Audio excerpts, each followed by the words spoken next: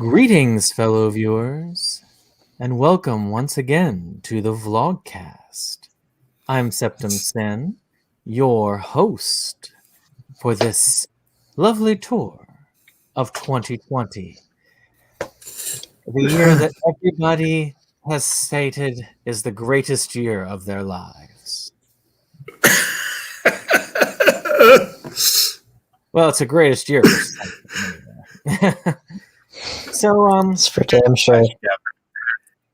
So Jake kind of hosted for me last week because my voice was Yeah, gone. if you thrive on chaos and misery, it was a great year. That is true. That was a great year for Entropy fans. But we did worst of last time. We're going to do best of this time, and I'm going to try and run this discussion. It'll be Jake's choice. Yeah, like George Carlin. What was that? Oh, yes, that is true. He is an Entropy fan indeed. But I've done a lot of work, and I know Jake has. I don't know if y'all have done any more work to try and catch any more 2020 films. But I have now gotten... Actually, why don't we go ahead with totals before we get started. I have managed to watch a total of 54 2020 films now, which is a slight edge more than we did last time. And I've even got some liqueur with me here today. It's not very strong, but that's okay. I don't think I need strength of that. But not for this list. Maybe the other list. So, Jake, where were you up on? Well, I failed. I was hoping to hit 30 by this week, and I only hit 29. So, Dane, did y'all get any extras on for the week? The one that I watched, Unfortunately, no. which was last night. I watched the Hamilton musical. So, well, why don't I get us started then? We'll move through that. So how we're going to do it is just kind of round the bend, and we'll just keep going until the discussion takes us out. Round and round. This is more just for films that we thought were really good, some of the best of the best. But I thought that much like how we ended the worst of, we'll start the best of instead of expectations that kind of like it didn't meet the expectations. Films that kind of took our expectations and went beyond them. So the end. And so I wanted to start us off there, and we just discuss, take a film, discuss, and just move around the board. And I'm going to go ahead with Return to Splatter Farm. So one of a friend is kind of mutual for some of us here, Kyle Rappaport. He had been eager for me to review this film. I was like, well, I haven't even heard of the first Splatter Farm, which is a brothers film, back when both brothers were still living. And when I watched it, I was impressed by it. It blew my expectations away.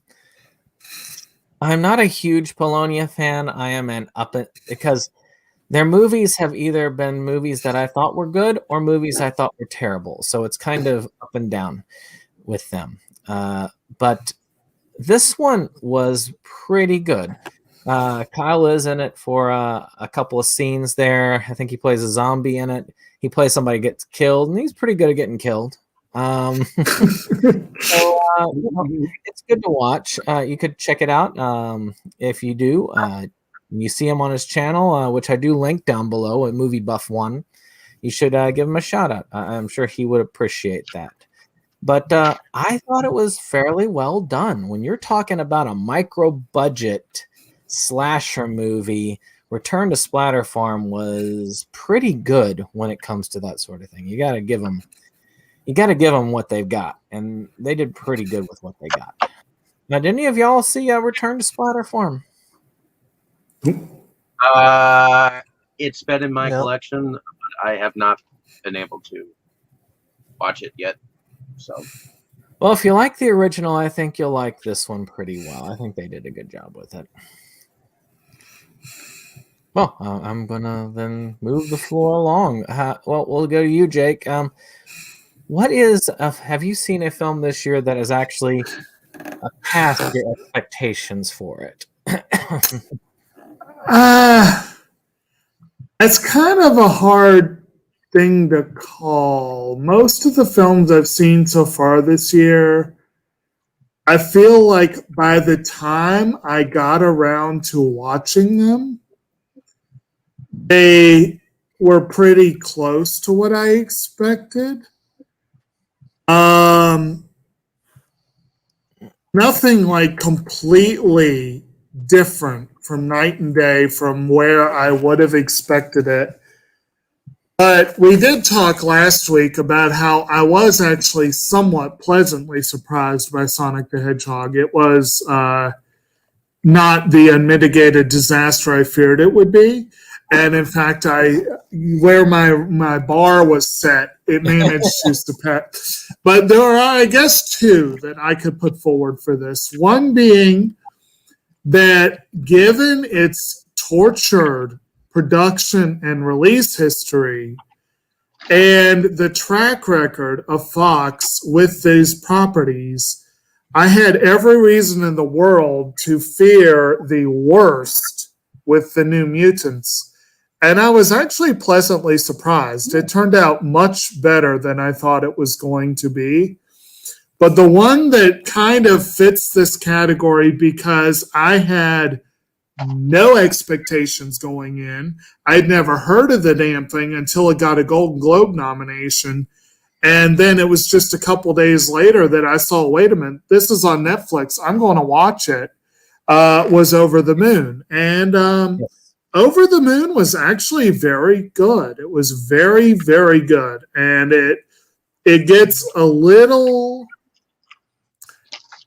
I think they did aim a little bit more at the middle of the road audience. It wasn't quite Pixar trying to make sure the parents are engaged at every level, but it could be comparable to a film like Miyazaki's more family-oriented ones, Totoro or Ponyo. In that sense, and it was a good movie. I was pleasantly surprised. The animation quality was really good on that one. Yes, it was. Yes, very surprised because I'd never heard of the. Well, I mean, it's kind of just weird to see them enter the game and enter it at such a high bar. The movie was kind of pandering to China. No, there's no kind of. It was, but it and it also, by the way, also flopped in China, much like Mulan. But it was praised by the Chinese people, where Mulan was not. So that was something. But it was first and foremost a movie about family, and that's a fairly universal sort of thing. So, and it really was good. It even had songs, which Mulan could have used a few nice songs in there. I don't know that one where the two characters were doing a rap battle was interesting. Yeah. So something for y'all to check out, hopefully, in the future. So, Dane, was there something that you had actually watched from the 2020 sphere that you thought was a little bit better than what you thought it was going to be? Yeah, which again, I feel like such a bad fan of movies because 2020 I didn't really see very much, and I do want to catch up at some point. It's just been... things continue to be very difficult and not as bad as they were last year, but still it was such that it did kind of inhibit a lot of my normal watching of new things, plus, from the past and, that sort of thing, to be more of an older film kind of person anyway. But one that I did hear a lot of good things about, but I wanted to kind of see for myself, and I was impressed with it, was actually The Invisible Man. I'm a big fan of the Universal monster films, the classics, and I did see Dracula Untold in the theater, which there's been some debate about whether or not that is in the Dark Universe, Universal's attempt to reboot their Universal classic monsters. But I saw that in theaters. I saw The Mummy with Tom Cruise, or I call it The Mummy Impossible. I saw that in the theater. Yes. Also, I did not pay any money for it because I had a movie ticket from the Steven Summers Mummy triple feature 4K pack. I had a movie ticket, so it didn't cost me any money, and it was a mess. Like I didn't vehemently hate it or anything because like at best it was okay. It was just, again, it felt like two movies jumbled into one. It felt like they were trying to do a Universal monster film, but with Cruise playing basically, and they're trying to mix those together, and they tend not to mesh very well. But then you have The Invisible Man, which was supposed to start up, and it didn't do that. And they had been developing that for quite a while. And then when The Mummy flopped pretty bad, I was impressed that they were able to do such an about face, and they were able to do it away, came away with a film that was better than I think the other one would have been, because they really just did their own thing with the central premise of who is invisible. And it's not like the book The Invisible Man by H.G. Wells. If I'm not mistaken, I believe that is in the public domain. So technically anybody can make an invisible person movie, and plus the premise of someone turning invisible is not owned by anyone. But what they were able to do with it, they just took the title of The Invisible Man and they really did their own story with it, and I thought it was a pretty darn good one, because it the version of The Invisible Man that they had, he reminded me a lot of somebody that you might have seen in the Marvel Cinematic Universe, like an evil Tony Stark, in the sense that he's very healthy, very ingenious, and his suit visible in a potion, and and and a pretty cool suit too, because it's basically using light refraction, which if one were to do invisibility in the scientific scientific reality, that's probably how you would do it. But it was really a kind of stalker thriller, and about, someone that experienced pretty rampant physical and emotional abuse and psychological abuse, trying to escape from someone that's all consuming and all controlling. And it was so effective at that, while also delivering, it was more of a horror film than it even was a sci-fi film, even though it had plenty of sci-fi in it. But it was so effective at like a stalker thriller. I was like, and I know specifically, but people in general, plenty of people have dealt with abuse and have dealt with creepy exes and people that don't know their boundaries, and I've dealt with people like that in my own life. And so if you have had to deal with people like that, then a film like this will definitely put you in that mindset, and so much so that I wouldn't necessarily recommend it for people that are in the correct headspace, because it is very effective. And I don't say that lightly, because normally I'm the kind of person that I'm like, don't let your emotions control your consumption of art. And generally, I tend to adhere to that. But I will say that this does effectively play on those feelings, such that if you are not in the correct headspace, if you can't necessarily take it, then I would recommend proceeding with caution. But I say that in a good way, because I say that in a good way because it means the movie's working. Because if you didn't feel that way, then you'd forget it and it wouldn't have any meaning. So yeah, major props for making such a quick turnaround in their premise so quickly, all things considered, and for executing what I think was a very effective film that really did not feel like a remake or rehash or a re this or that. It felt like it was its own thing, and I'm very pleased with that. Technically, I guess that still is part of the Dark Universe, but it's just they're not trying to hammer home quite as much in terms of like the shared universe aspect. They're trying to just they're trying to make good movies that happen to be about the universal monsters, and that's what they need to do. Well, and you ought to give credit where it's due. I believe The Mummy was like just a straight ahead universal big budget tentpole kind of. And this one, they actually farmed it out to Blumhouse Productions, and Blumhouse has developed a really good. They've gotten a good reputation for doing those kind of left to the mainstream. And I can't believe I didn't think about that. That was one of the bigger surprises for me. Yeah. And I saw it, and I'm only half joking when I say that my first impression of that movie was that it's an alternate world sequel to 50 Shades of Grey, where she decided to leave the guy, and he turned out to be not only a douchebag, but one with tremendous technological acumen. And it's also kind of cool that the guy that plays her friend James is the dude that plays Jim Brown in One Night in Miami, which we just saw our Jim Brown movie with the Running Man. So that was kind of cool, little tie-in there. Was Wolfman a part of the actual Dark Universe, or did they? Was that film kind of outside of that?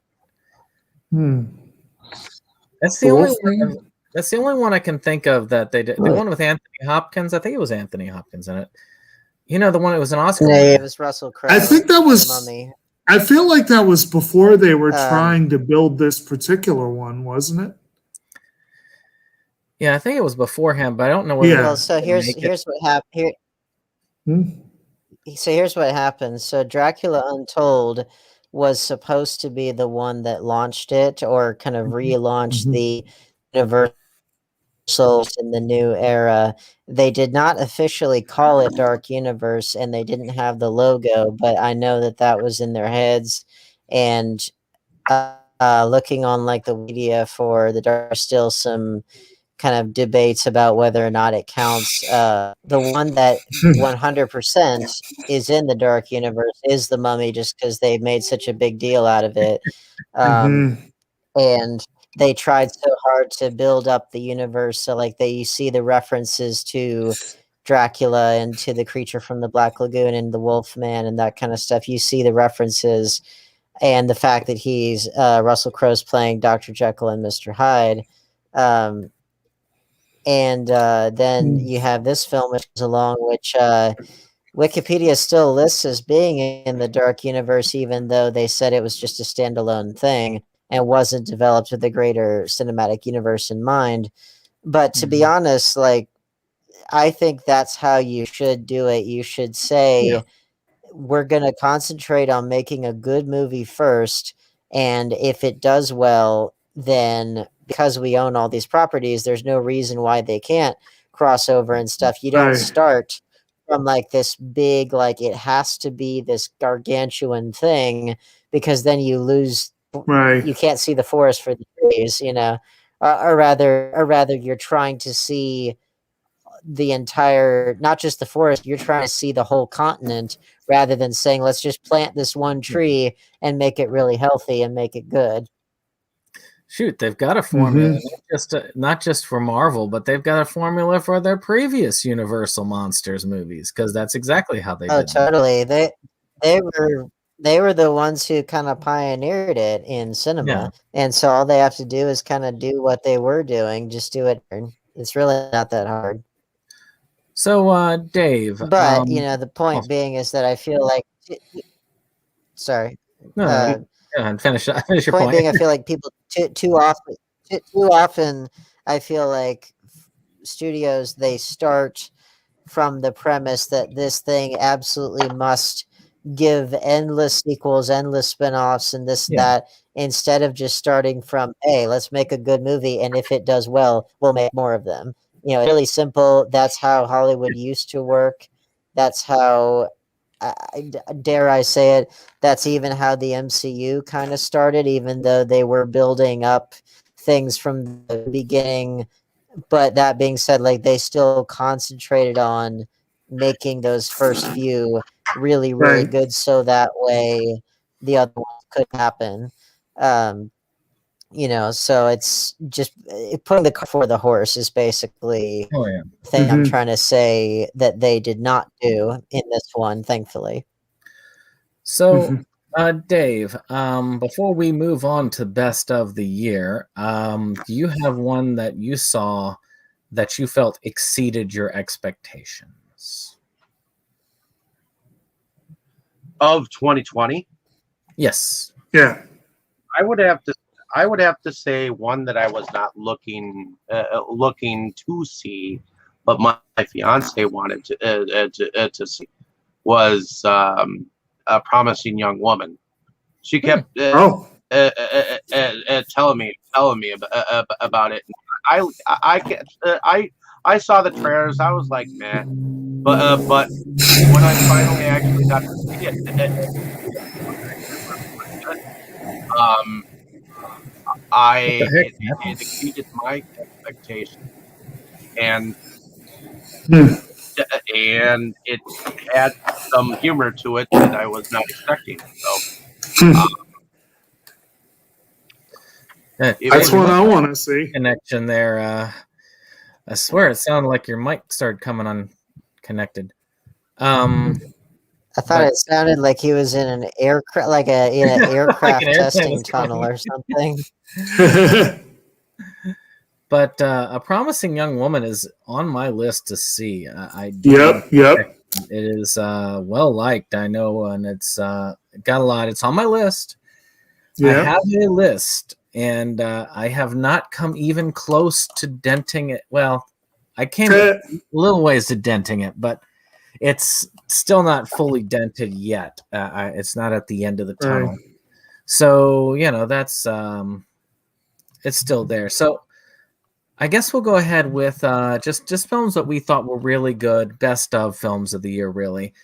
We've got a lot. We had a lot of good films this year, so I know that there's a lot of films that I want to talk about that I thought were amazing this year. Mm-hmm. 2020, for as terrible as it was, it did have some good films released, and that's part of what this video is more about. We're going to do an Oscar video. I don't know how it's going to run. I let Jake handle that thing, but where we talk about what could be nominated. But this is more about celebrating good or films that we thought were really good this year in 2020, and I think that it should be a celebration.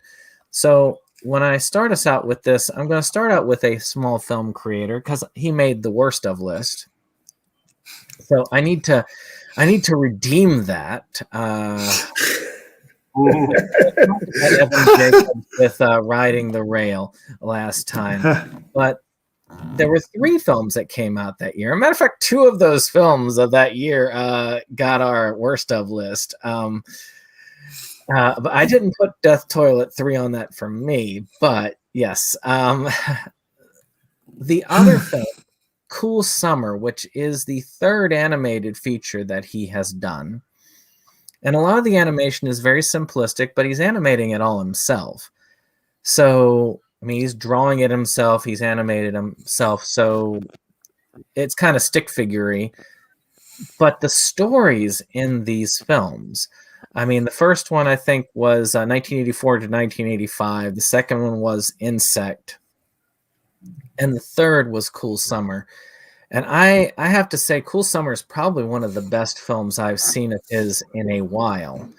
It is very well written. It's about basically these guys who are, these kids basically spending time. And if you have seen 1984, 1985, you'll have, you get a basic idea because it's kind of predates, just barely predates that film as far as the timeline goes, where they're spending their last summer before going into, I think, high school or middle school. and they want to do this. They want to have a good time. They want to go out, but there's also this serial killer that's been out on the loose and killing people, and they have an adventure throughout that's very unexpected. It's a very well done film. You can get it. You can get it on SRS, or you can go on the Anhedenia Vimeo and just watch all of his stuff. And this one is one of the best. If I was to recommend films from his filmography, and it's a massive one, that's one of the ones that I would highly recommend. It is one of my favorite films of the year, and it is one there. I don't know. I know that Jake and Dane haven't seen it. Dave, have you seen any of the animated features of his? Did you see any of those? I saw one. Did you see Insect, or was it 1984, 1985? I think it was the Insect Insect one. Because it's all in the same basic universe. Those films are, so you can get you know the idea of what the animation looks like and what. So you're probably the only one that can really. Not quite birdemic, but I'd say that the writing quality was pretty darn good. Yeah, I like Anhedenia films regardless. So, but I'd say the writing quality is much better than Birdemic. Yes, animation quality not very good, but you know. I can put that one down. But with that being said, well, I guess I'll go over to Jake. What is a start? We'll just start throwing them out one at a time. So go for it. Toss us one. Okay. Where do you think we ought to focus here? I guess we don't necessarily get too many.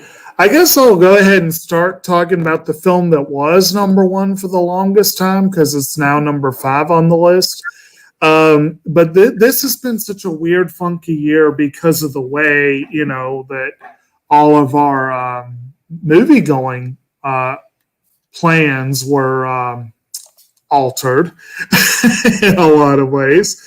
And I had managed to get out a few times early in the year. I managed to get out to see 4 2020 releases, probably 4 or 5 2019 releases, and a live concert.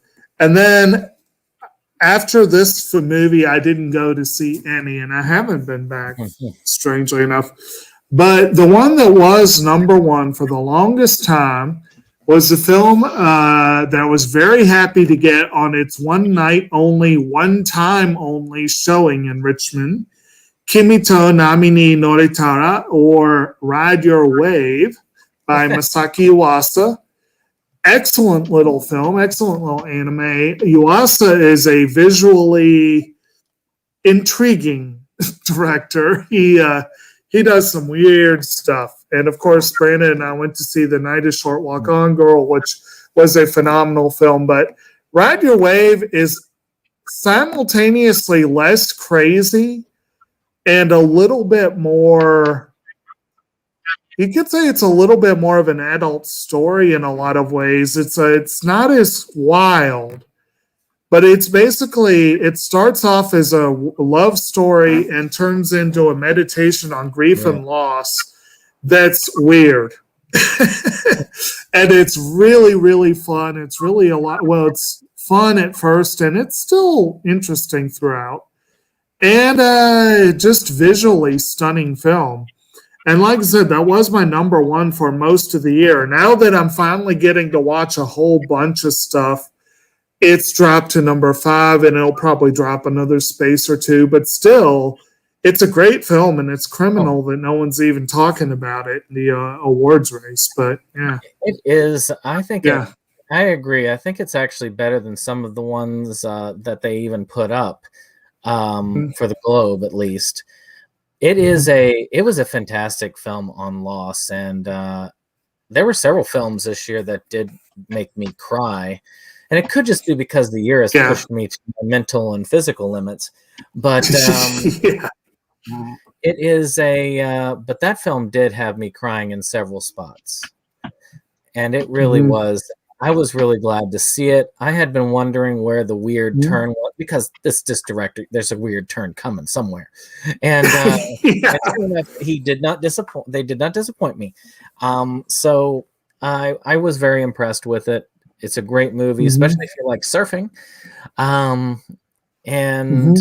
to me, as far as animated films, it is one of the top animated features. There are Oh, a lot of them that I want to cover, but definitely that's one of them. and it is one of the 6 official anime submissions for the Oscar race. We'll see Yay! if any of them actually get one this year. It's not likely, Actually, but do you have the list of the 5 that were yeah. submitted? Go ahead. The ones that are submitted this year. Yeah, because we may not get to cover all of them, so it'd be kind of cool to know them. It's going to be A Whisker Away, Ride Your Wave, Ungaku Our Sound, Lupin the Third the First, Earwig and the Witch, and Demon Slayer Kimetsu no Yaiba the movie. Yeah, I've heard a lot for the Demon Slayer. And then the other ones, just so we know, Accidental Luxuriance of the Translucent Watery Rebus, Bombay Rose, Calamity, The Crudes a New Age, Dream Builders, Kill It and Leave This Town, Mosley, My Favorite War, No Skili Zagoyor ne Takik, Number 7, Cherry Lane, Onward, Over the Moon, Red Shoes and the Seven Dwarfs, Scoob, a Shaun the Sheep movie, Farmageddon, Soul, the SpongeBob movie, Sponge on the Run, Terra Willy, Trolls World Tour, The Willoughbys, and Wolfwalkers. I've seen a number of those this year. I want to see some of those. So, All Dan, right. So I guess if you have one to put forward for really good films of the year.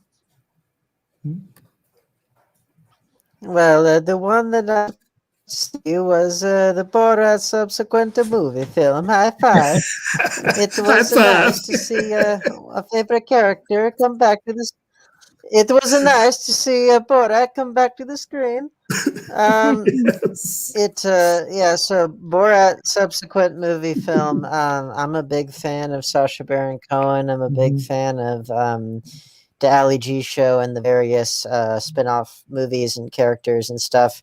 I did not expect Borat ever return to the screen, but I was glad to see him. I think I do really wonder how well this will hold up over time because it was so of the present. Then I mean the original was too for its time. I think it had a bit more to it that would last than this one did, but the element that really made it come alive, I think, was giving Border and making that actress. She was a real standout talent. Yeah. I want to see her do more things. I was impressed with how well she did. I really liked the kind of Cinderella-esque animation that they had. If anything, I kind of wanted to see more of that just because it was so Yes. good. And then I liked the fact that it was so cool to see Borat back on the screen.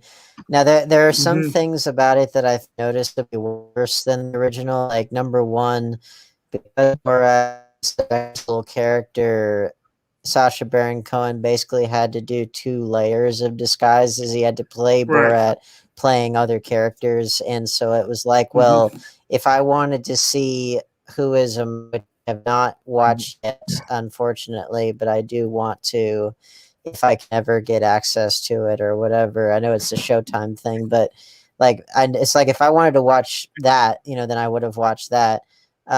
Just because, and I get that it's kind of out of necessity just because Borat is so recognizable. And it's just the price you pay for playing a character that has become so recognizable. So there was that, but then also it's a weird thing where it's like I get the intention is to try to grow Borat up a bit by not only giving him a daughter, but also like trying to make him more aware of like the female perspective and that kind of, which is similar to what he went through.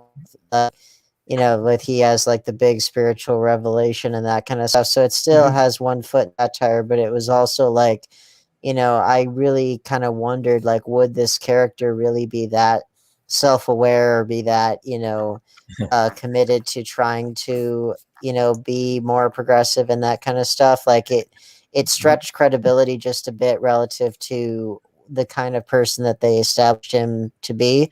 But then again, like I think it provided an excellent character arc for his daughter, who again I think she's the real heart and soul of the movie. It was just more so like, would I necessarily buy that this person would kind of big transformation relative to what all we know about him? I personally would have said no, but then again, I think what it gave us in terms of his daughter's character arc and what all she could do, I think it really showed off just what a great performer she is. And she was like a pretty green actor from where was it, Hungary or something? Like she's coming from way out of left field. She got a Let me look it up, but she was coming from way out of left field.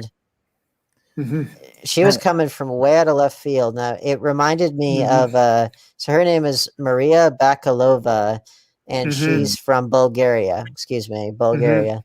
And she to me, she reminded me a lot of she reminded me in some ways, in terms of just like someone that came out of nowhere to really knock it out of the park. She reminded me a bit of Nikki Blonsky, who was Tracy Turnblad in Hairspray, the 2007 musical. She reminded me a bit of like that kind of talent that came from out of left field completely and knocked it out of the park. And I liked again, Sacha Baron Cohen. He's a great actor in general, whether it's scripted or not. He's one of the only people I think that can do improv comedy well, because when they try improv comedy, it falls so painfully flat that it hurts. But in his case, not only can he see a virtuoso at it, but he also can make you so unbelievably uncomfortable, but in the best way, as to make the humor hit even harder. A good comedy.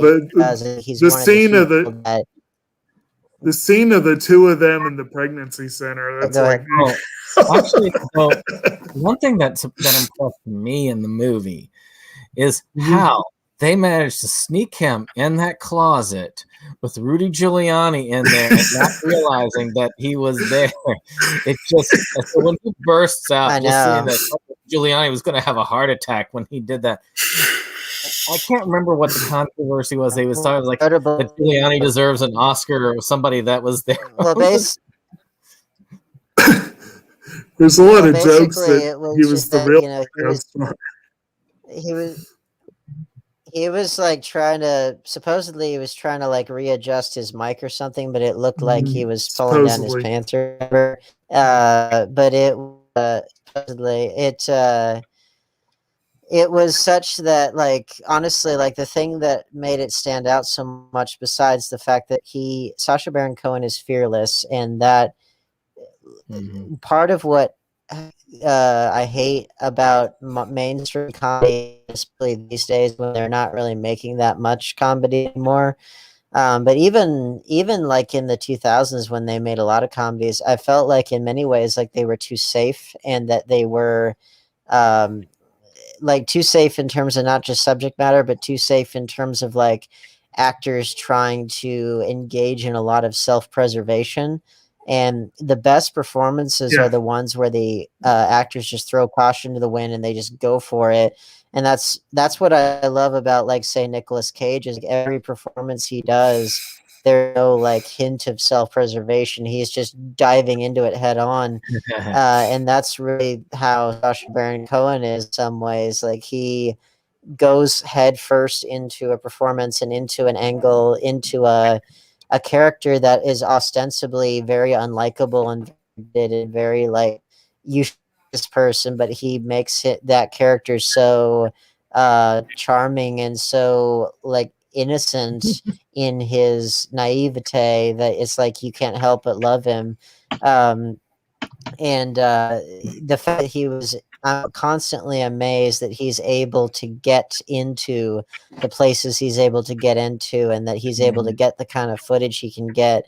Like this is a man without fear, and I take my hat off as many times as I possibly can, because comedy is so toothless when people don't take risks and when they don't go for broke and when they're trying too hard to.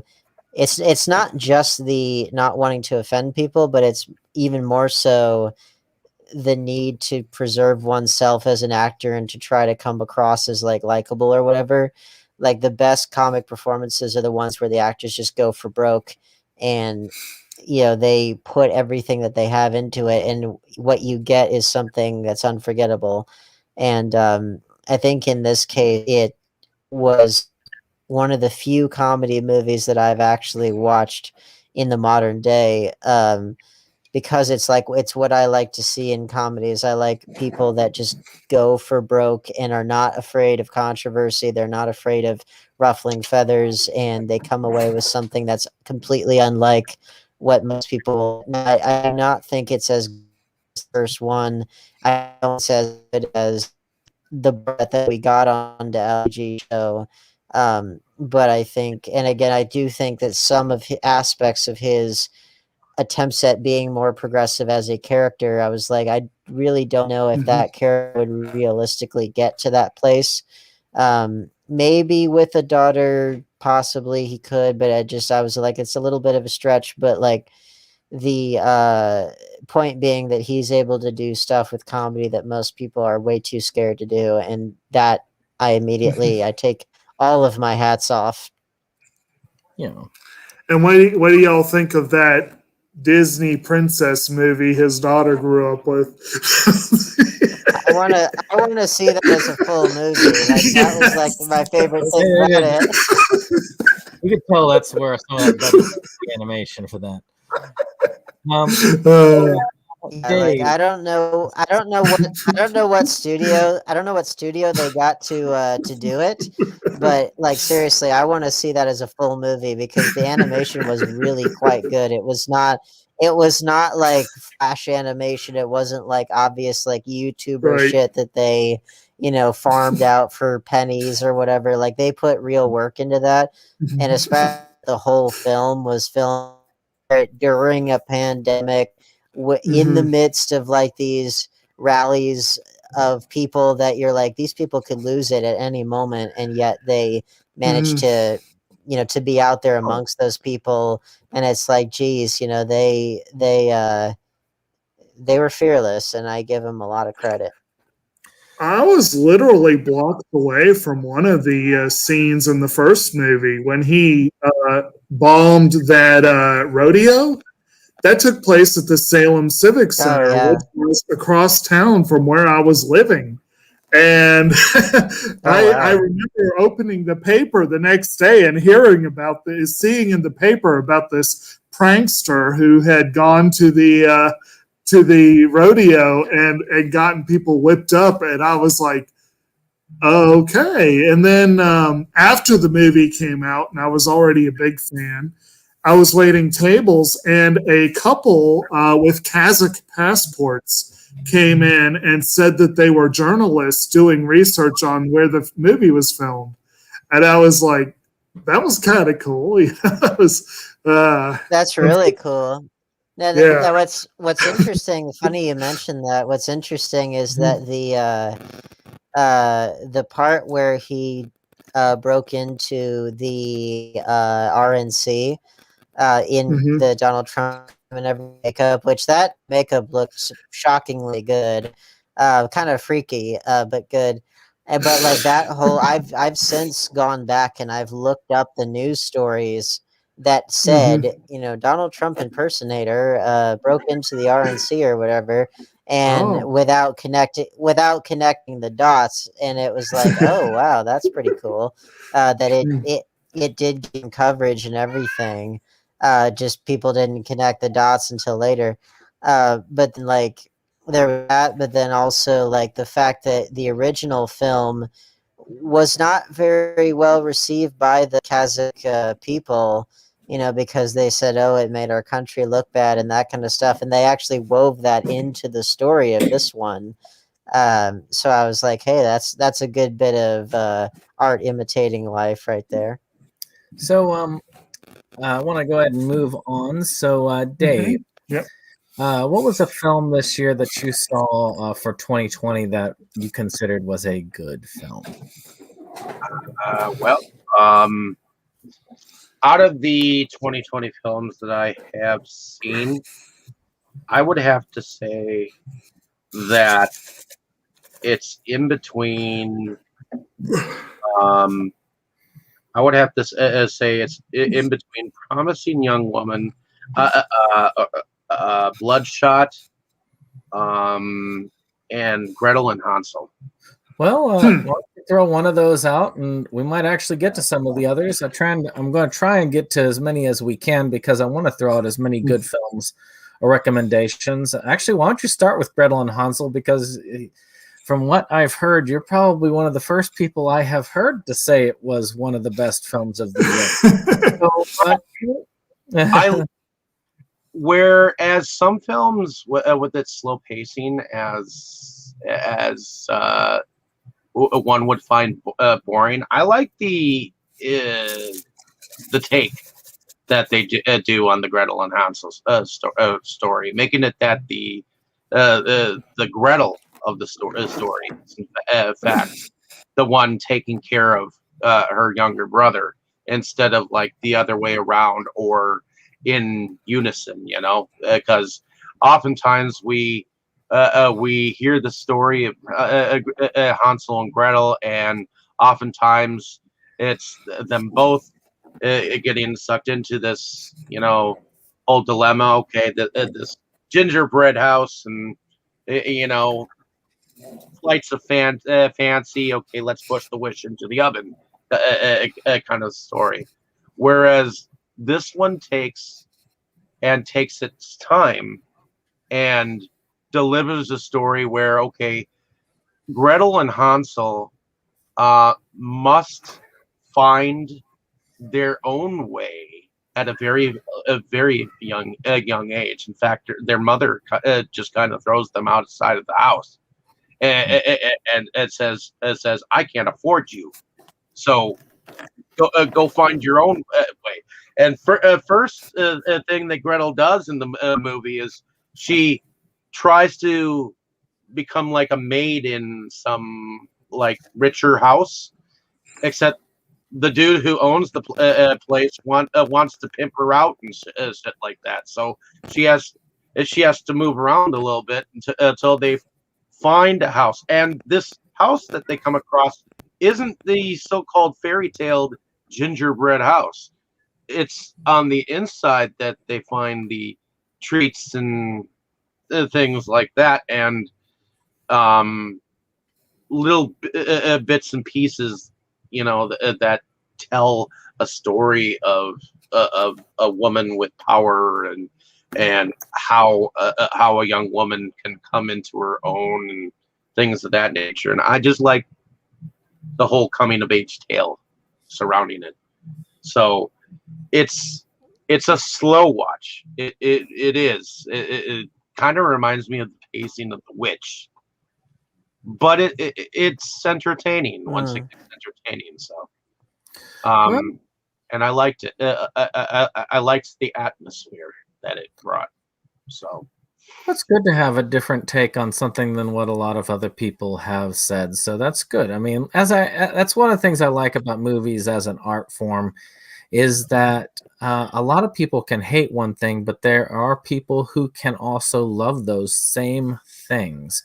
And that is, again, that's what makes aren't so wonderful. I mean, I'm sure that American Pie Presents Girls Rules is probably somebody's favorite film of all time. I'm sure. I don't know who, but I'm sure. So Brian Star-Lord actually commented in, bringing us some jokes here.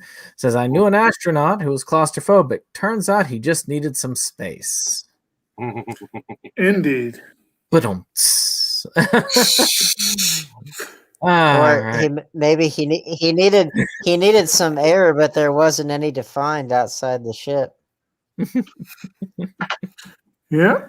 Which, you know, the thing that what you were saying with fairy tales and stuff and their adaptations and that kind of thing. The beautiful thing about fairy tales is that they are classic. They've been culturally reinforced for centuries. Nobody owns the copyright on almost all of them. And as a result, they can and should be reinterpreted again and again, or even like even if it's not a direct adaptation, like you can even use them as a thematic backbone for, like, say, what Stanley Kubrick was doing with The Shining. You have some references to fairy tales like Hansel and Gretel and like the Three Little Pigs with the Big Bad Wolf and stuff. Like, I think it's incredibly valuable to have fairy tales as a thematic backbone and a structure, and just something that like different people, it's a very kind of Jungian / Joseph Campbell kind of hero with 1,000 faces, but also just more broadly like a kind of mythos that shared, that kind of instinct know that, you know, provide a shorthand for what you're trying to say. And so, you know, you can get different things out of a fairy tale the more times you reinterpret it and you illuminate different things about it. Because, you know, you could totally do a version of Hansel and Gretel set in like modern day, and you could have like a drug dealer who is selling candy, quote unquote, you know, and you know, you have kids that are out there on the streets trying to fend for themselves and trying to stay on something related to the straight and narrow, even though that's not entirely possible, and that kind of stuff. Or you could do something like Hansel and Gretel Witch Hunters, which I really liked, which I guess now has kind of a cult following. So there's no limitations to it. Yeah, and definitely once you've got that sort of, like you said, is that they're out there, they're part of the fabric of what we grow up with and everything.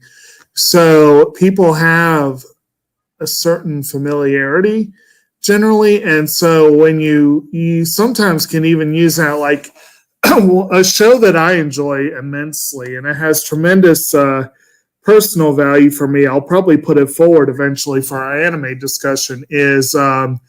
Is Okami-san and Her Seven Companions, which basically takes a number of both Eastern and Western fairy tales and mashes them up and throws them in a blender and gives you something completely different. And that one has a Hansel and Gretel reference. Blink and you miss it. But if you know the story, it's kind of disturbing. So I kind of, I always think of that when I think of that story. Well, we'll go ahead and or like, I mean, in anime, in anime and manga especially, like they will echo a lot of Japanese folk tales and folk stories and stuff. And there was the one film that I would love for us to talk about, that was the what was it called? It was a Japanese horror film from like the 60s. It was nominated for Best Foreign Language, which I'll remember it. But it was an incredible film, but it was all about Japanese ghost stories. And it was Quiet. Are you talking about that's it. Quiet On? Yes. That's a good film. It's a good film. So that one had a Yuki Onna story. I love the Yuki Onna. We do have another. That's quite literally those. Go ahead.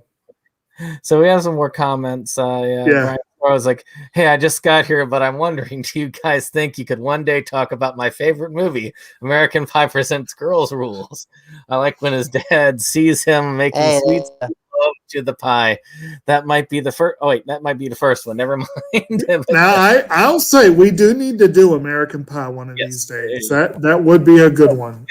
which But not that one. Not Girls which Rules.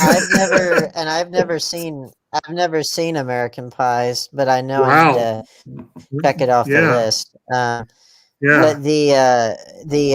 But now here's what you do though. Here's what you do. You take Gretel and Hansel, and instead of the candy house, they go to see the American Pie girls, and they have to eat the pies. So they get it both. American Pie Presents Hansel and Gretel. Oh my! Yeah. And then you have the Now you got it. So Now you got a movie.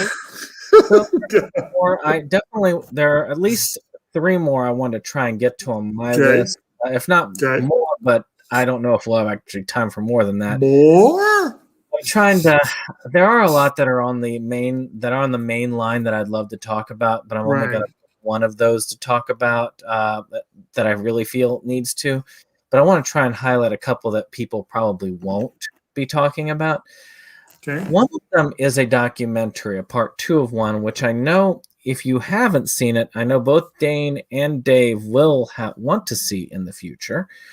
Maybe Jacob, but it's harder to say. And that is the documentary In Search of Darkness, part 2. Now, James Rolfe is actually hugely invested in this one, and it is a long documentary movie series, both of which cover basically the highlights of 80s horror. And it is a very good sequel to that. It just continues where the other one left off, essentially. I'd almost include it as a second episode, really, of a series. Mm-hmm. But it is really good. It's really in depth. They get some amazing people there. I mean, you got Robert Englund there. You got John Carpenter. You got several people involved in this project. And 80s horror has a spectacular quality to it that you really can't find in many other places. I mean, at least for those of us that grew up in the 80s, it's just there's something about it. Now, have either of y'all seen? I know that I know you haven't seen it, Jake, but have the rest of y'all at least heard of this project? I've at least heard of it. Okay. Well, I've heard of it. I haven't watched it yet. Well, it is worth watching, especially if you celebrate those types of horror movies, and you get to learn some extra stuff. So it's in general, it's worthwhile. I think they're good to purchase. I think they're still available too, so it's worthwhile. Let's see, one more comment down here. Now, my favorite movie is Guardians of the Galaxy 2, hence my screen name. And the first one would be my second favorite movie. They are good, different than other superhero movies. They are good movies. They are very good. And that opening sequence with ELO and Groot dancing is just an awesome opening sequence. Indeed. So, Jake, throw us out another one. Okay, well, I'm just going to go ahead real quick just to throw out a few names. Currently, my top 10 is sitting at number 10, The Assistant, number 9, Emma, number 8, The Gentleman, number 7, Never, Rarely, Sometimes, Always, number 6, Defy Bloods, number 5, Ride Your Wave, number 4, Mank, number 3, Onward, number 2, The Trial of the Chicago 7, and number 1 is The Sound of Metal. All of those are pretty awesome movies. I'm sure we won't have time to talk about all of them tonight, but I'll go ahead and probably try. I think I will try to at least hit those top 2. So last night, I watched The Trial of the Chicago 7, which is, of course, written and directed by Aaron Sorkin. he of course of the Social Network and the West Wing and all those others. I can't remember how many films he's directed at this point, but and it's all about one of the most infamous kangaroo courts in all of history, where the incoming Nixon regime decided to make an example of the counterculture, culture, by putting a whole bunch of people on trial for inciting a riot in Chicago, the Democratic National headquarters. And the whole thing is one long exercise in bullshit. And your boy Sacha Baron Cohen has gotten a bunch of praise for his performance as Abby Hoffman, and he does do a really good job. He does a really good job with the role. The overall, it's got a phenomenal cast, great performances. You got a low-key performance from Joseph Gordon-Levitt as the chief prosecutor for the government. You've got a brief cameo by Michael Keaton having a lot of fun with his role, and John Doman in another brief role. You got Mark Rylance, just a phenomenal unsung actor, really incredible actor. Eddie Redmayne's in there.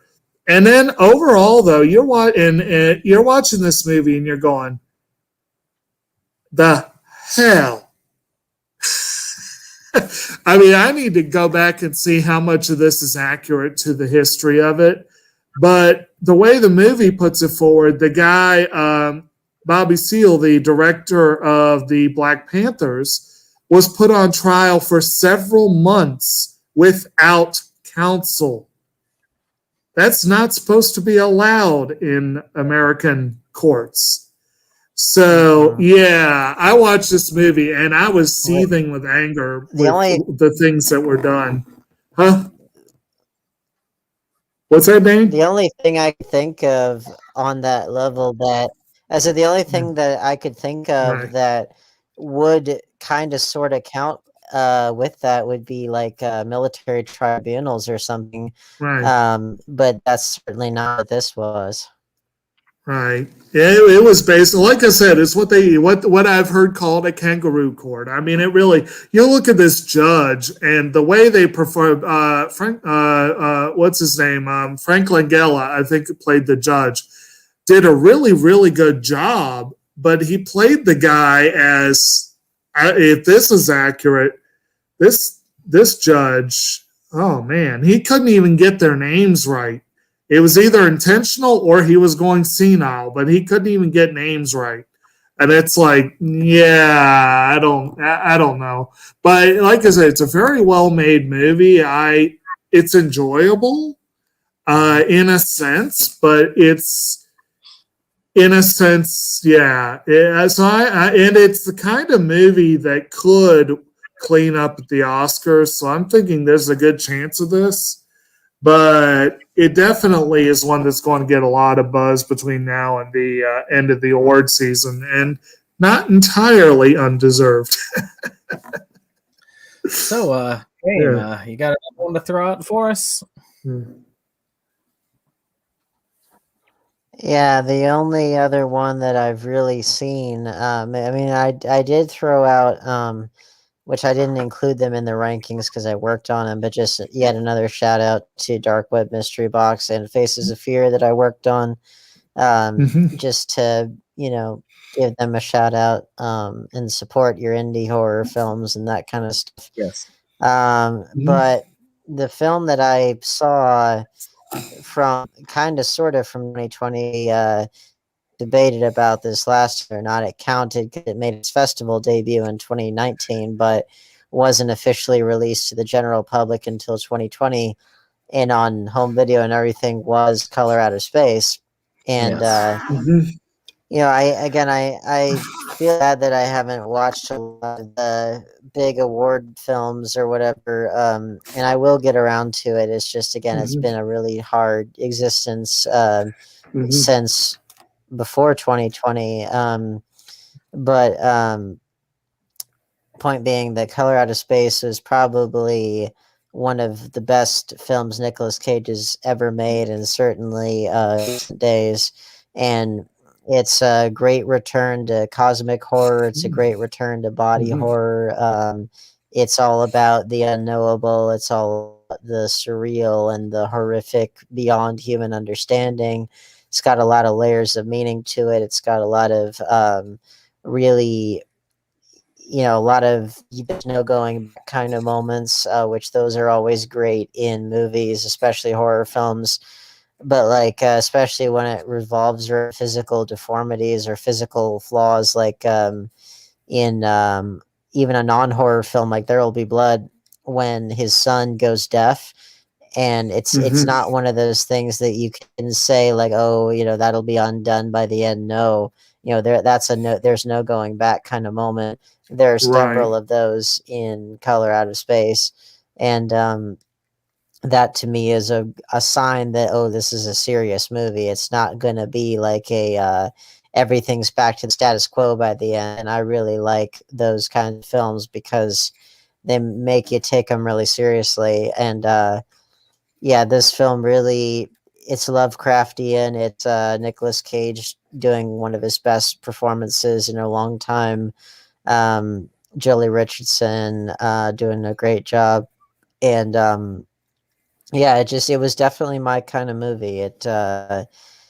I like have a lot of layers to them and a lot of things to kind of peel away and to talk about, endlessly. And I feel like this really did that. And it's right up my alley. It's a kind of horror film that I would love to. I am trying to do in fashion. I'm working on my own Lovecraftian short that's meant to be included in a Lovecraftian anthology, and do it in my own fashion. But yeah, I just we already had a full episode about that on Inside Movies Galore, so I won't go on for too much longer. But yeah, out of the ones that I saw, it was probably the strongest, just because it was so like that's the kind of movie that I love, that I knew wouldn't ever get like a kind of award ceremony edition or whatever, even though it was actually very well reviewed,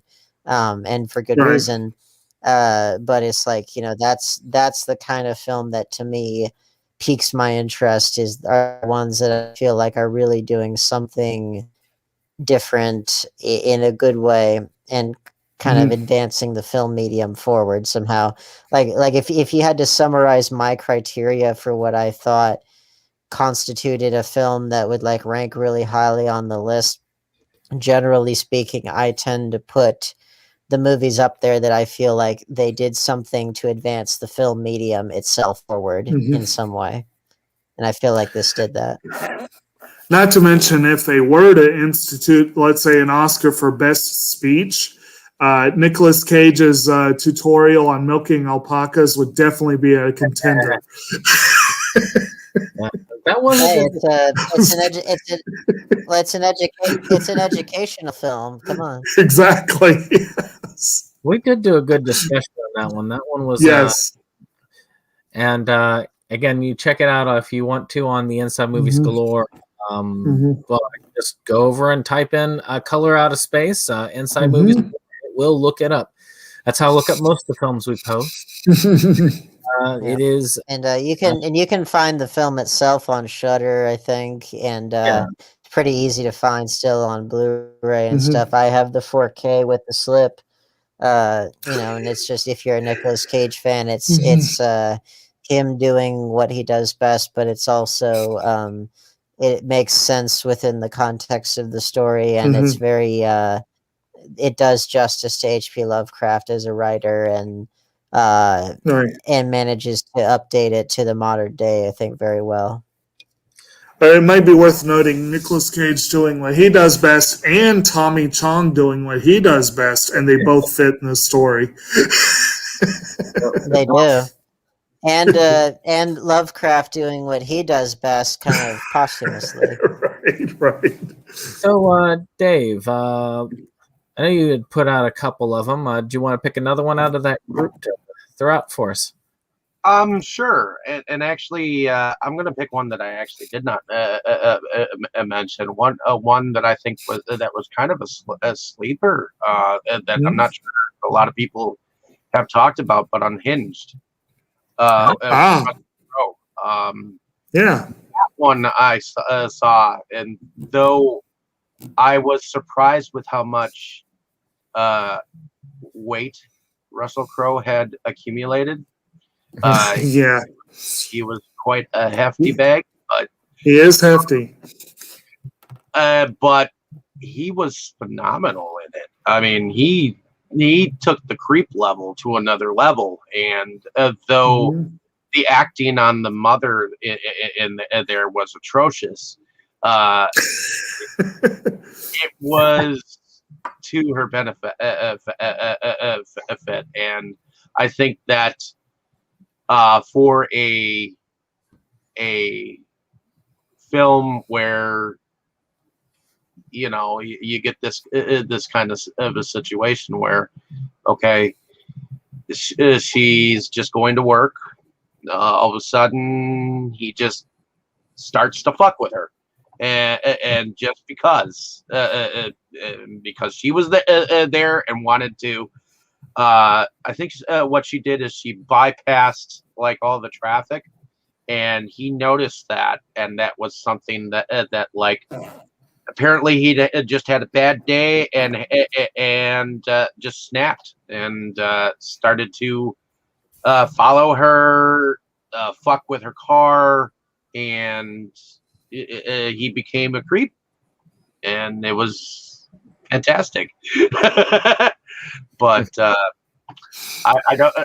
don't know what to describe it as, but he surprised me with that role. So, well, see, Russell Crowe has an interesting background when it comes to acting, because he can when he tries, he can act amazingly well. I was first introduced to his ability to act in A Beautiful Mind, and he does an exquisite job with that role. Should have gotten him the Oscar, not freaking Gladiator. I mean, Gladiator was Russell Crowe, but this in an action film essentially. But this one, I mean, I swear though, he can truly become what he is trying to act when he takes it seriously. Yeah, but he's got to take. Well, he played an Australian neo-Nazi skinhead in Romper Stomper, and like that's there are very few actors that are willing to take that kind of a dark plunge, and Edward Norton did in I think earns whenever actors do that, that earns them a lot of respect points in my book, because again, there's that instinct of self-preservation that I think that doesn't necessarily become great acting. If anything, that's kind of the death of acting. Like we've all heard the horror stories of like Bruce Willis basically sleepwalking his way through Dropout. And that's like self-preservation taken to the extremes where you're not even trying, versus say something that fully admits and really gets lost in the role and everything. And people are like, where did the actor go? And that's where you want to be. You want to go fully into whatever you're going to do. Well, before I go into my next one, just like several others here have done, I might just want to throw out some honorable mentions so that when I hit the others in general this way, I can just make sure that these names are mentioned. Of course, Dark Web Mystery Box, which was an excellent film. I enjoyed that one all the way through. I really enjoyed Dane's short and Faces of Fear, but I talked about the others. So, in the last one, another one that I would say that deserves just basic mention is the that won the Sebastian's Unholy Flesh, the Dakota Ray film that was released that year. That's actually a very good film and one worth checking out. Psycho Ape, which is one that is really fun, about a guy in an ape suit killing people with bananas. Pandemonium, which is one I got from Dane, about a guy in a panda costume killing people. And let's see here. And finally, before I move on to one I want to cover in more depth, the Shackled Demon Project, which was kind of directed and written by a friend, Kyle, and several of his people. It was a lot older than that, but it did have its official release this year. So I did want to throw those out. But as far as others, there's two definitely I want to get to. But I'm going to start with one of them, which is Hillbilly Elegy. I'm going to start with a really controversial one and end with one that's only controversial because they decided to release it on a platform that makes it much more limited. But Hillbilly Elegy is the newest Ron Howard, thank you, film that was released. It's controversial because of two things. One, its author, and two, its subject matter. The author had a bit of a slip, which could point that he might support some white nationalism there. But again, I'm not gonna throw that as a huge thing out there just yet. But the other thing was there were some people who were saying, it's like, we don't need to have films, more films about white America, which I don't necessarily agree with, because this film covers an area of Appalachia, a kind of in Kentucky, as a matter of fact.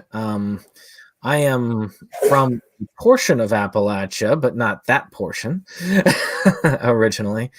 And I really could connect and understand the stories of these individuals as they went forward. It is a story about an individual who has his family.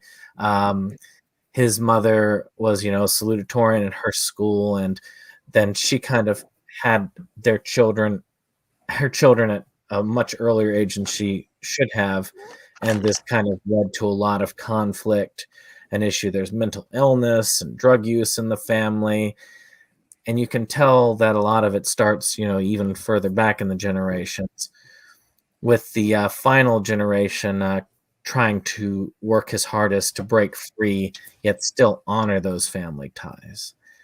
And for any that's actually familiar with the culture of that, and it's a culture that I think one of the issues that comes with the Powder Keg, we tend to dismiss a lot of that culture because it tends to funnel in a way that can be disliked. But I think understanding and empathizing is one way to healing with people. And I can say there were a lot of parts in that, and there was at least one that, again, I was talking about films that made me cry over this year, and that was one of them.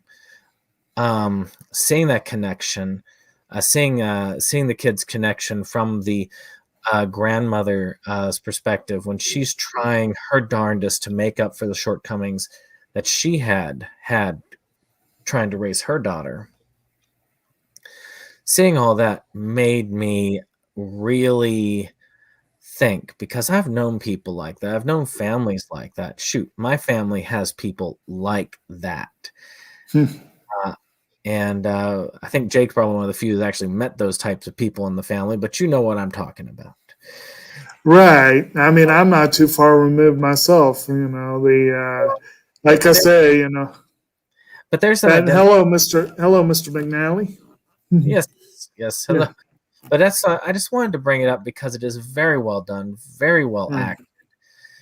And I do hope it doesn't get dismissed just simply because of the political climb that we've been in for so long, that it gets kind of, it's like, well, no, these people are the enemy. This is not, this should not be looked at.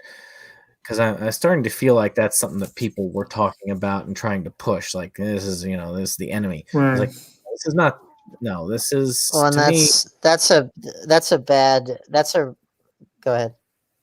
no, go ahead. That's my point. Well, I was saying that like if that's indeed the ethos that we're headed to, then I think it's entirely wrong headed because plenty of good people that are in Appalachia. There are plenty of big cities.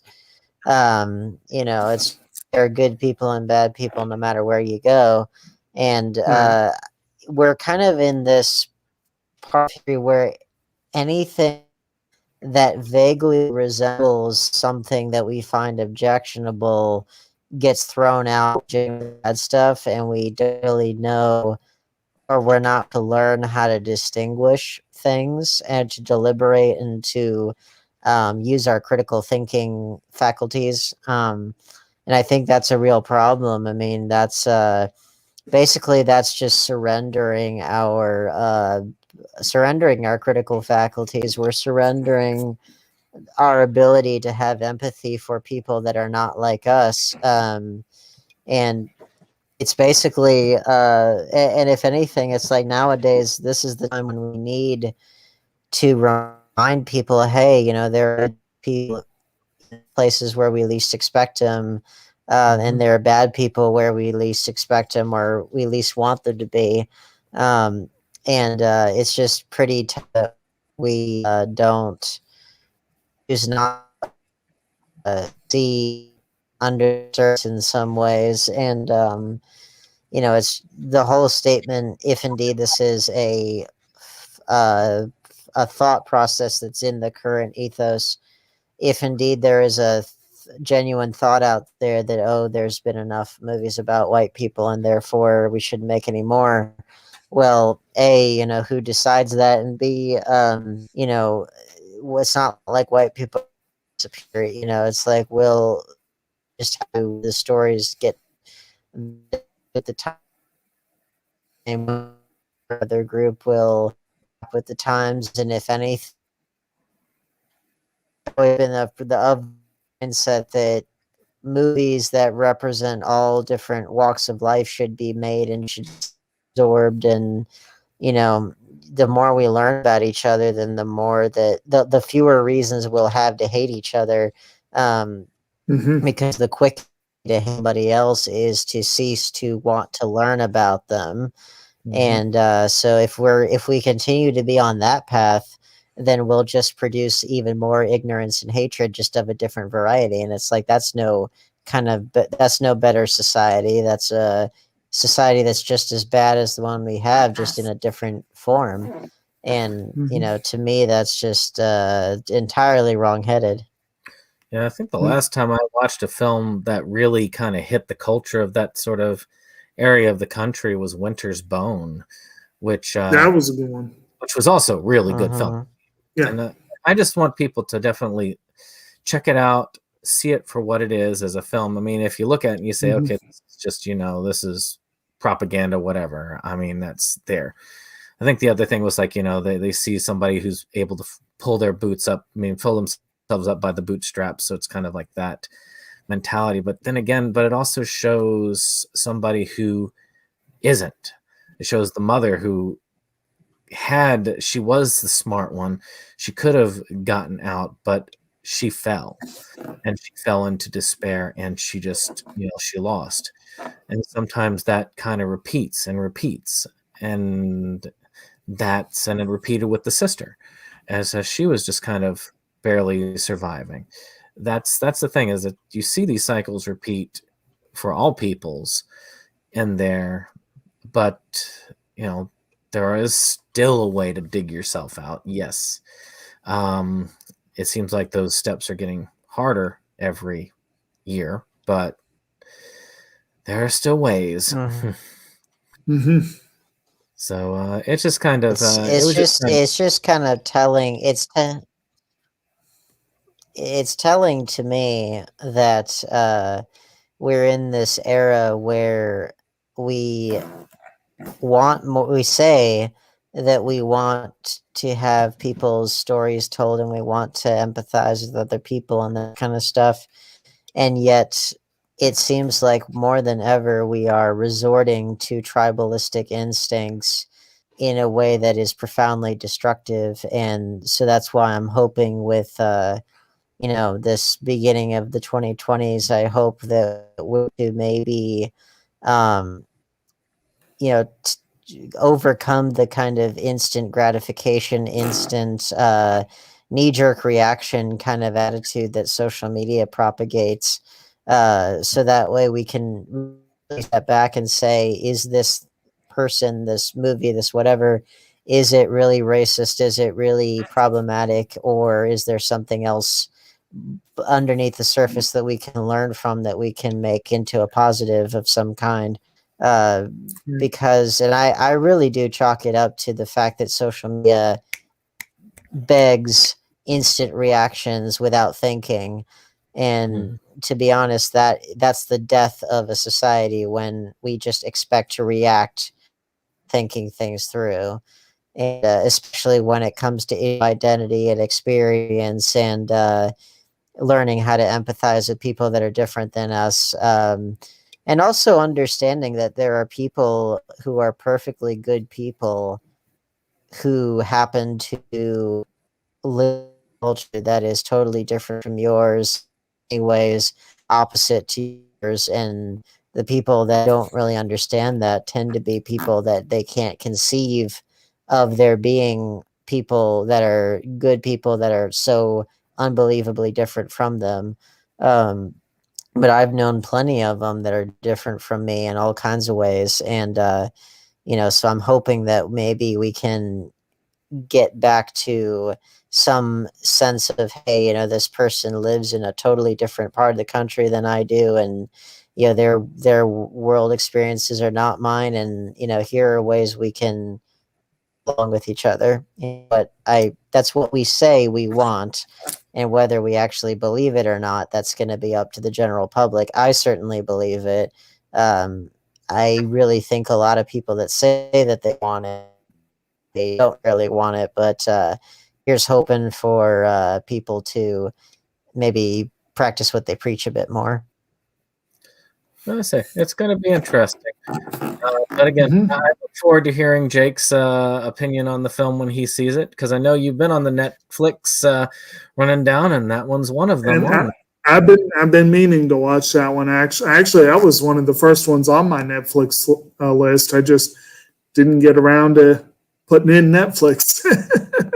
Our Oscar discussion, I know you'll have seen that one because of its already. But speaking of Jake, why don't we hit the next one there? Oh, and speaking of movies that hopefully teach you a little bit of empathy for those you might be tempted to dismiss, we may be moving away from empathy, as we said before, towards people like, for example, good country folk and whatever. But one group that traditionally has been not treated with that much empathy or understanding are people with substance use disorders, people who have issues with using this, that, or the other. And people have tended to be very, very dismissive and judgmental in this group. And one of my pick for the best film of the year thus far is Sound of Metal, which is about a couple who are dealing. The one is dealing with substance use, and the other one is dealing with crippling what do I want to say?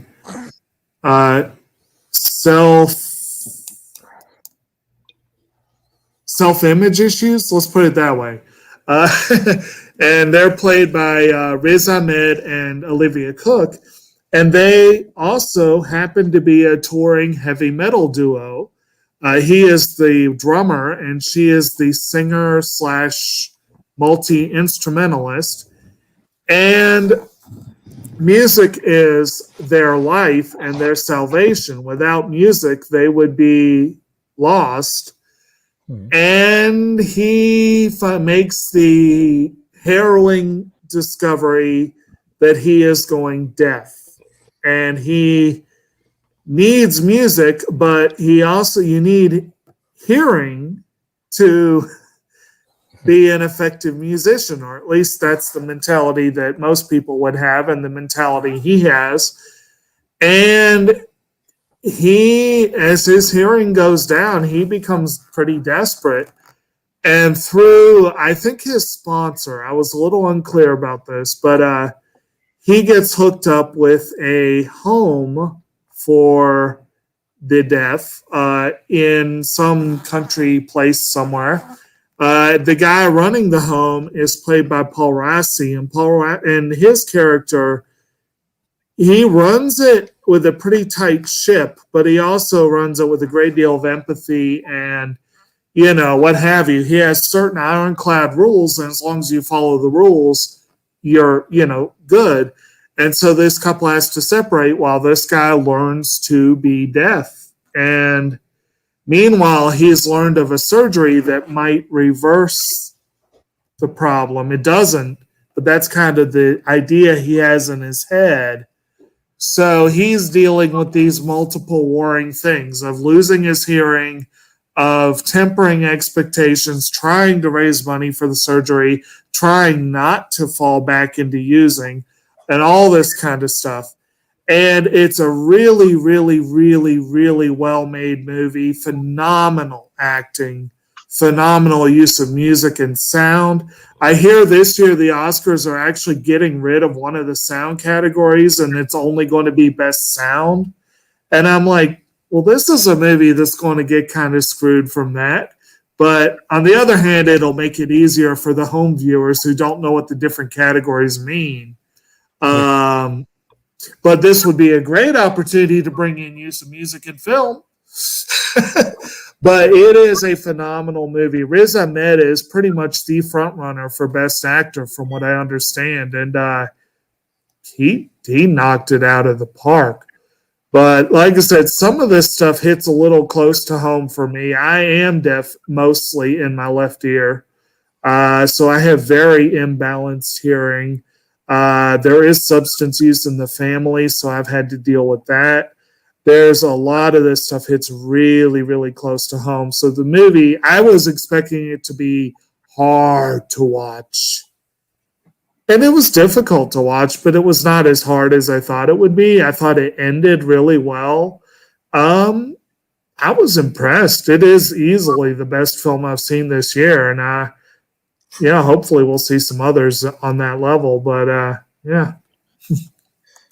No, it was a film that kind of hit me in a similar fashion. That's also about physical degradation of some kind. This was back in like 2007. I remember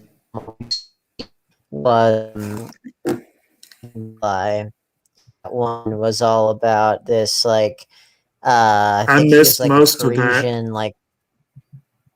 Oh, it was that was a great film, but it was the diving was about this like Parisian fashion photographer or something, and he gets in a really bad car accident, and not only does he get totally paralyzed except for one of his eyes, but he gets something called locked-in syndrome, where that's the only way that he really can communicate is if he blinks one of his eyes. And it was basically you said the diving bell and the butterfly?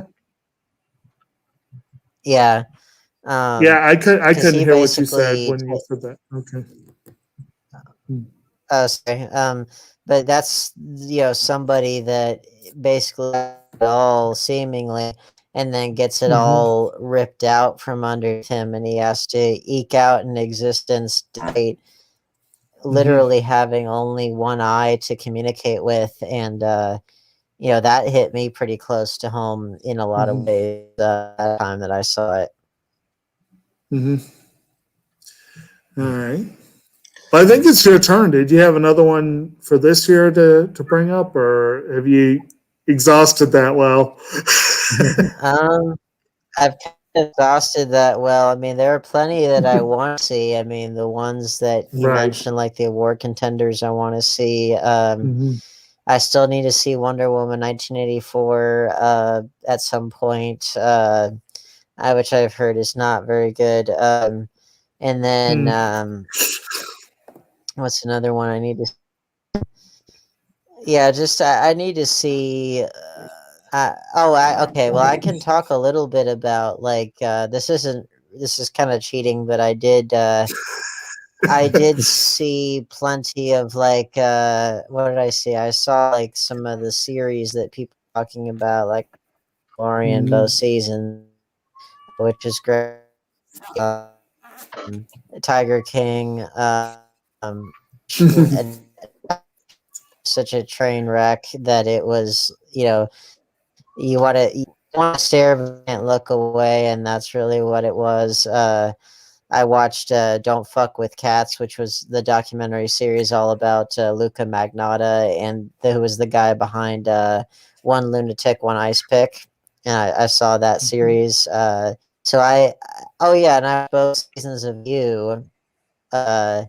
So I mean, I've some seemingly decent ones with my series, but as far as just movies, I kind of was out. Oh, there's a little kitty. As far as movies, I have kind of exhausted what I saw, but I've seen more in the way of series than I necessarily anticipated. I need there's a couple I need to check out too. Like I think isn't Netflix the one that has the Queen's Gambit? Yes, I need to see. I need to see that, and apparently all the awards We're all organizations are saying Small Axe was a.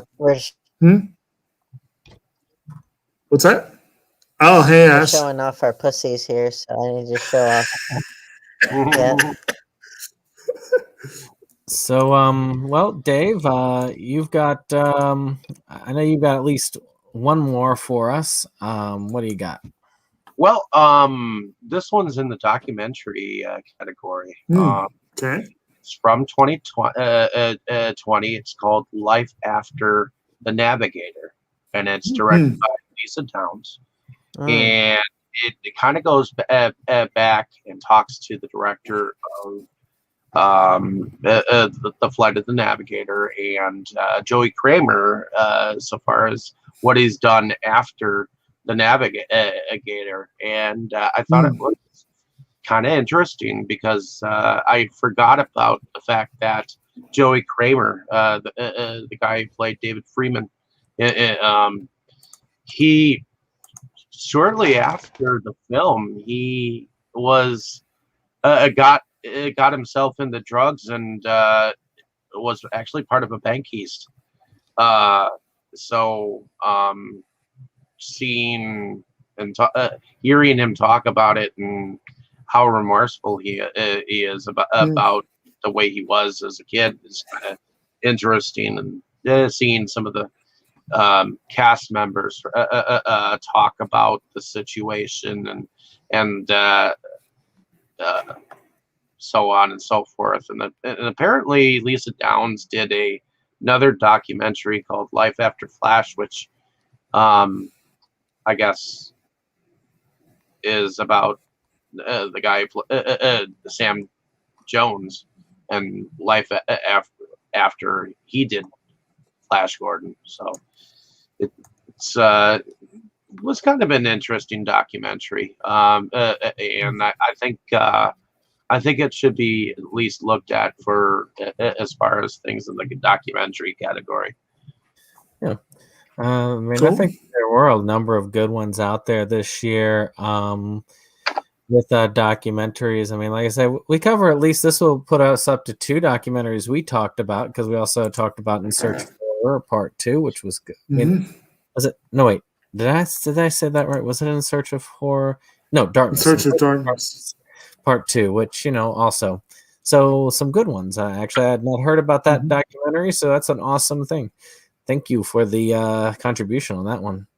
I need to watch Flight of the Navigator. So one more round, and then I'm going to just come back and ask you all if there are any films that you just want to throw out from 2020. I know it's probably just going to be me and Jake because we're the ones who actually have the larger list. If there's any other films that you're like, these should be talked about, but we just don't have the time.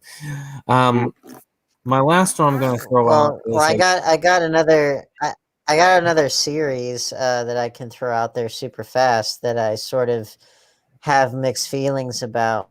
Was Disney Plus series, and I have feelings about it because it's one of the things Jim Henson Company is doing, and the puppetry looks incredible on it. Like it's really astounding how beautiful it looks.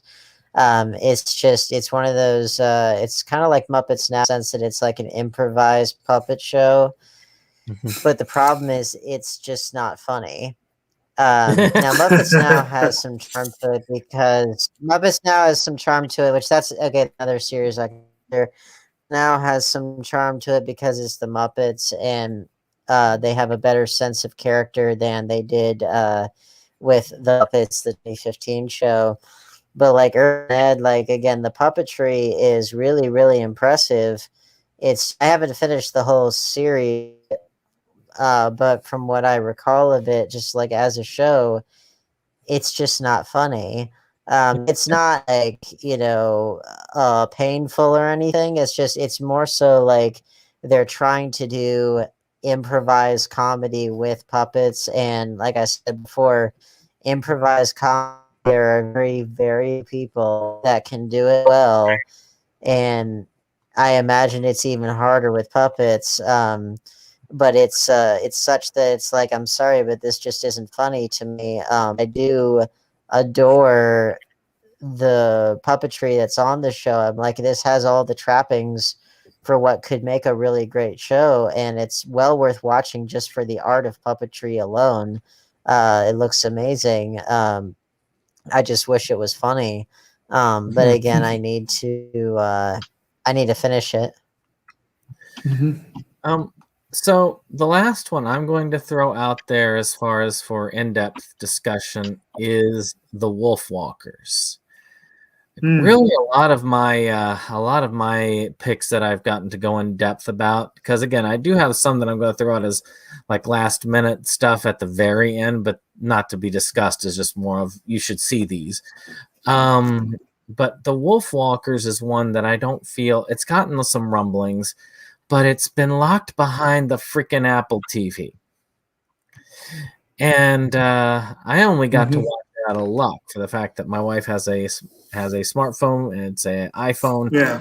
Therefore, we got some Apple TV to watch it. And it's by the same people that did Song of the Sea and Secret of Kells. And you can see the beauty in that art style, the hand-drawn art. Was it an Irish studio? Or was it? I believe so. But it is amazing the way that they did this. And Wolfwalkers is about this basically these two worlds. So again, the world of nature versus the world of man. And they're encroaching upon the woods where these wolves live, and they're trying to send these people out to kill the wolves. This sort of like pilgrim, like angry pilgrim group mixed with the Inquisition, because nobody expects the Inquisition. And there are these creatures called Wolfwalkers. These girls who are really these people who, when they're asleep, they can project their spirits out, and the spirits become wolves.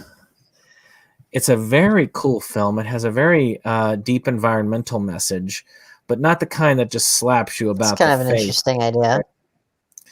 And as per normal with this group, the music is amazing. The artistry is amazing. And just in general, it is a really cool story. Pretty dark one in many ways, but I have to say it is well worth checking out. If you can get a chance I to check. wish I could. Like I say, I think it's a shame that they lock it behind the Apple barrier, Right. but it's one that I think it didn't get the nod for. Did it get the nod for animated feature for Golden Globes? Yeah.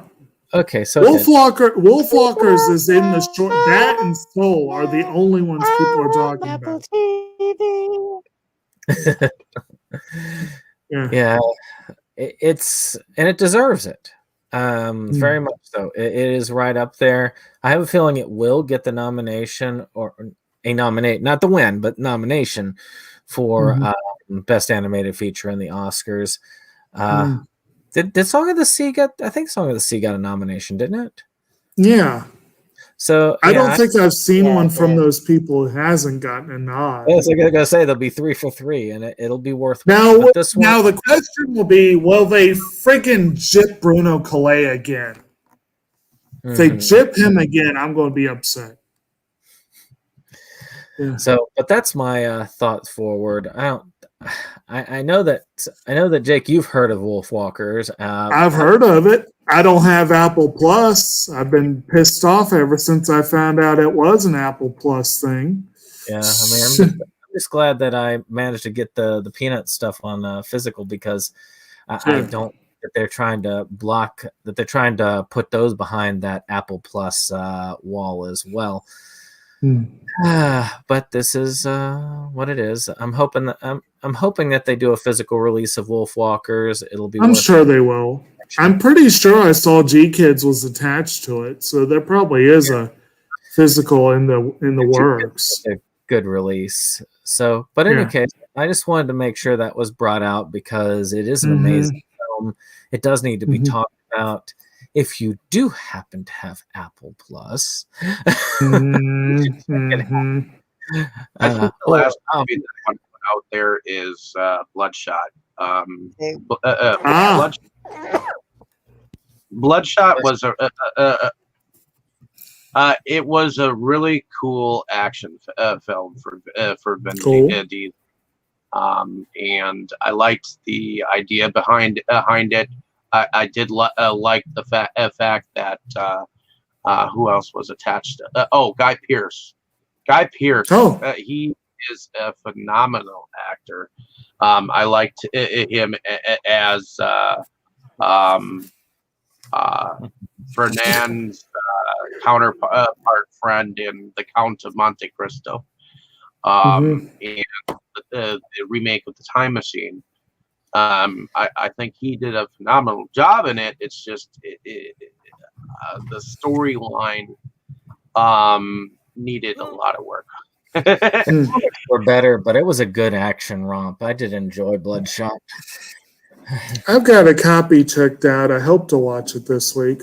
We'll see. Nothing that's going to blow us away, but it's one that is well, not in the sense of artistry, but maybe blow us away in another way. But way. But Jake, I'm sure you had at least one more that you wanted to go in depth with. I've had a number. It's getting late, and I still need to watch Candyman, so I don't want to go into too much depth. But I think in the spirit of this, I'm going to drop a little further down on the list just to throw out a movie that I don't think has gotten enough awards discussion. In fact, I saw today it's not even on the list of contenders for the Oscar Best Picture race, even though it was a 2020 release. I don't know why it's not in contention. But I did get a chance last night to watch Fat Man, and it was pretty fun. Talk about a good action romp. I want to see that. Yes, for those unfamiliar with this, Fat Man is a movie where Santa's business is not doing so well. It is, in fact, doing so poorly that he has been existing for some time on government subsidies in order to make the factory run. And after this past year, his subsidy is cut in half because his toy delivery was pretty much half what it had been. And he talks it up to having to deliver coal to too many kids because the world is getting rotten and no one believes in Christmas or has Christmas spirit or anything. He ends up contracting with the U.S. government to make control panels for fighter jets just to pay the bills. Meanwhile, this horrible little shit of a spoiled kid who the kid's just a worthless little piece of something, gets second place, runner up at a science fair, and is so upset that he hires a professional hitman to threaten the girl into letting him win. And meanwhile, he somehow is surprised Christmas morning when he opens his gift from Santa and finds a lump of coal. So he calls said hitman and puts out a hit on Santa. Santa is played by Mel Gibson, and the hitman is played by Walton Goggins. So you know right there, this could be really bad or really brilliant. And it is borderline brilliant. It is one of the most... This is going to be one of my submissions next December. It is going to be. It sounds amazing from what you're telling me. Yes. It's like in if you remember in the Boondocks when Riley trying to kill the Santas. Yeah. Okay, now I could see Riley doing that. Riley was an angel next to this kid. I mean, actually, one of my favorite little touches in the movie is when the hitman answers his phone when the kid is calling him. He answers his phone and it says "little shit." That's what he has the kid entered in the phone. You've also got Marianne Jean-Baptiste as Mrs. Kringle. It's darker than I expected. It actually has a really high body count, if you can believe it. It's a lot darker than I expected, but it still is very darkly funny. Oh. And like I said, it is one of the most original Christmas movies I've ever seen. So that was a good one. That sounds pretty badass. I would totally like to see that. Right. It is on my list to just not only do that, but I want to own that because I want to watch it. Right. For the thing. It'll be a new holiday tradition. Maybe we'll put that up as a potential. Like I said, it is going to be a submission next December. I will see to it. So, in any case, I'm going to throw out a couple more that I mean, again, not to go in depth for, just ones that, just in case people thought that we forgot about them. Movies like Soul, which will probably win Best Animated Feature, and deserving. I need to see that. I need to see that. Let's see. I'm gonna try and leave out the top 10 that you had in there, because you've already mentioned those. Let's see here. Personal History of David Copperfield, which was an amazingly well done film. It was a lot of fun. Somebody dumped it for free on YouTube temporarily, so I was glad to grab that up and see it. My Hero Academia, Heroes Rising, which I just wanted to throw that out because it needed to be. Oh yeah. As Jake has said, Mank, which I think is as Oscar bait as Oscar bait can be in a film. Yes. I mean, a film about the person writing freaking Citizen Kane. You can't get more Oscar baity than that. Not to mention directed by David Fincher, starring Gary Oldman. You know, it's good stuff. Ma Rainey's Black Bottom, which also I need to see that. Good music. I don't feel like it's as good as it could be, but it was still a fairly solid film. The Lupin III, the First, which was need to see that animated in 3D as the first 3D Lupin III movie. Let's see here. I'm just looking to see Hamilton, just because I wasn't need to see that. and as many have been, but it was still very good, very solid film. Same with Enter the Fat Dragon. Again, if you know where it's coming from, it made me laugh out loud. And this year, that's something worth mentioning. And I think that's of course, and Antebellum, because I just wanted to mention that one. But Antebellum is one of those I think that disappointed me this year more than impressed me. It was still a good film, but I felt like I was expecting more than what I got. Also, what's up? I was going to say there was an indie film that I just recently watched called The Beast Beneath. It was kind of fun as far as films go. It was directed by Dustin Ferguson, who's done Nemesis 5 and Robo-Woman and things of that nature. I thought it was for filming it during pandemic time. It was too bad. Was that one that Dane suggested looked like tentacle porn?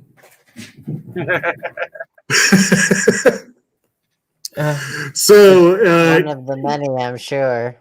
I think it's also worth throwing out a little shout out. One that I actually put in a little on the Kickstarter for, and got a credit in the end of it as their Kickstarter backer, was a documentary about the pandemic called The Curve.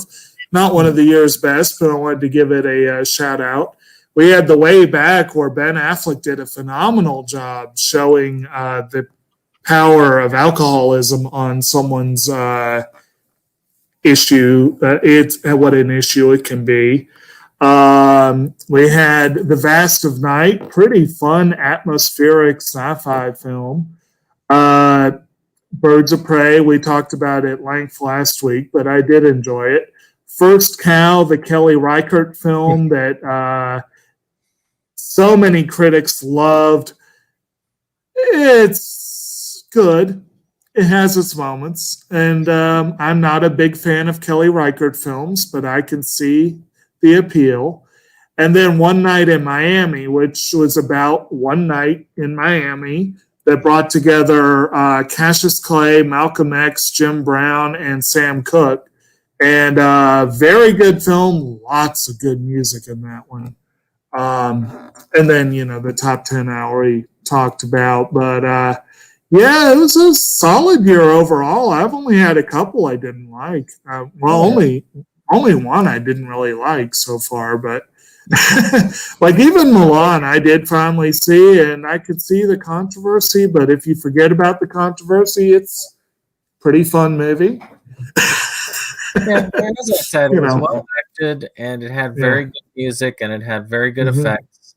And I'm not going to go into the things I disliked about it, because we did that last week. Yeah, I covered that at length last week. Right. There's no reason to retrace those steps. Right.